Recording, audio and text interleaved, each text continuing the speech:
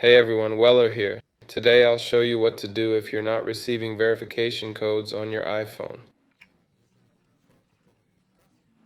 First, go to Settings, then tap on Messages.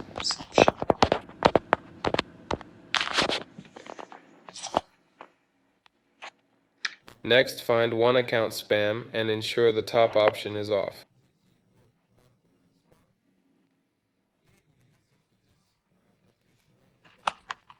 If it's on, you won't get codes. Also, check the Blocked Users folder.